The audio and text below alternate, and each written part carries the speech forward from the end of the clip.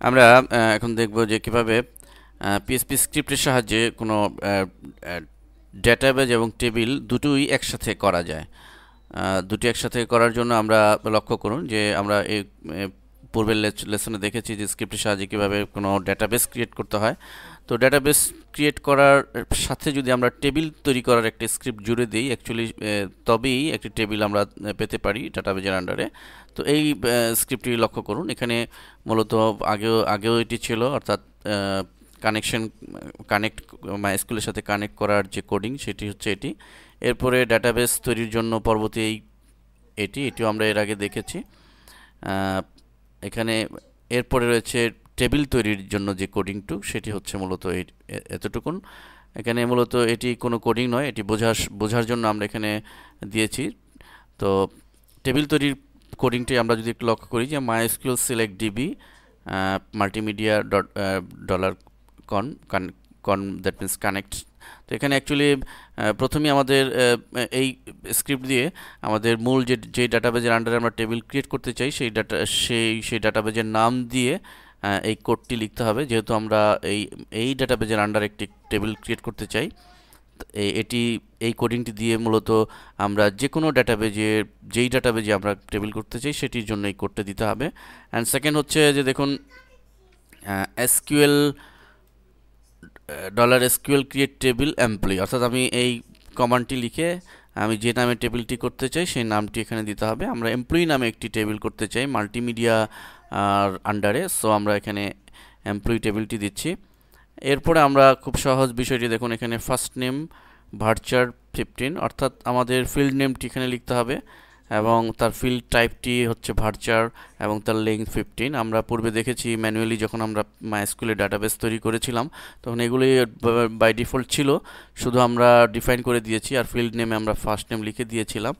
কিন্তু স্ক্রিপ্টে যখন আমরা কাজ করব তখন আমরা এভাবে লিখব।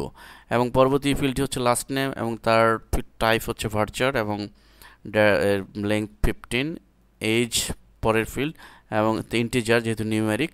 এবং আমরা ইচ্ছে করলে আরও যদি কোনো ফিল্ড বাড়াতে চাই একই পন্থায় আমাদের এখানে কোডিং লিখতে হবে। এবং আমাদের টেবিল তৈরির ফিল্ড শেষ হয়ে গেলে আমরা এভাবে ব্র্যাকেটের মধ্যে এই বিষয়টি দিয়ে দিব, দেন আমাদের টেবিল তৈরি করার কোড শেষ। কিন্তু এই টেবিলটি এক্সিকিউট করার জন্য আমাদের একটি কমান্ড রয়েছে, সেটি হচ্ছে MySQL কোয়েরি। এই লাইনটি আমাদের দিয়ে দিতে হবে। আমরা যখনই কোনো টেবিল তৈরি করব তখন আমরা টেবিল তৈরির জন্য এই কোডিংটি দিয়ে দিব। এখন আমরা যদি এই স্ক্রিপ্টটি আমরা ড্রিমওয়েভারে অলরেডি এনেছি, দেখুন আমরা বডির আন্ডারে দুই বডির মাঝখানে এটি দিলাম এবং আমরা এটি সেভ করি, সেভ অ্যাজ। এবং অবশ্যই পিএসপি স্ক্রিপ্ট, আমরা সেভ অ্যাজ টাইপ থেকে পিএসপি সিলেক্ট করে দিব, দেন এখানে connect DB and table .php এই নামে আমরা সেভ দিব। আমরা যদি ব্রাউজারে চলে যাই,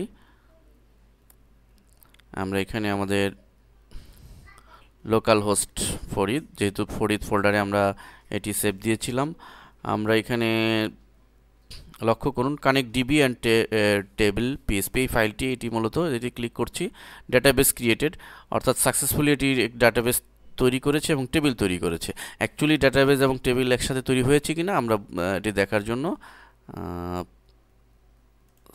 আমাদের লোকাল হোস্টে চলে যেতে হবে, যেখানে রয়েছে এক্সাম। আমরা এক্সামে ঢুকব, http লোকাল হোস্ট এবং PHP মাই অ্যাডমিন।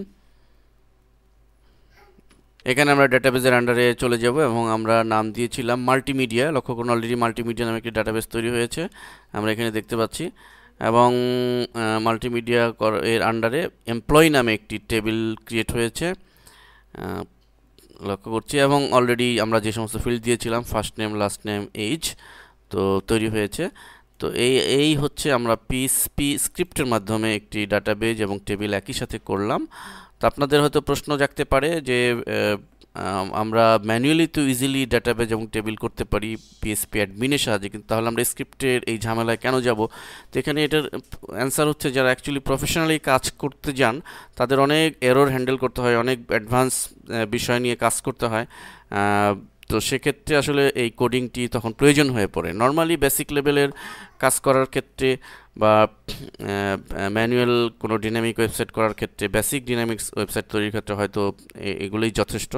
কিন্তু যদি আপনি কোনো কর্পোরেট লেভেলের ডিনামিক ওয়েবসাইট তৈরি করতে যান, কাস্টমাইজ ওয়েবসাইট তৈরি করতে যান, যেখানে অনেক বিষয় ইনক্লুড করার থাকে, সে সমস্ত ক্ষেত্রে এই স্ক্রিপ্ট দিয়ে কাজ করার প্রয়োজন হতে পারে। এই জন্য এই স্ক্রিপ্টগুলো জানা জরুরি।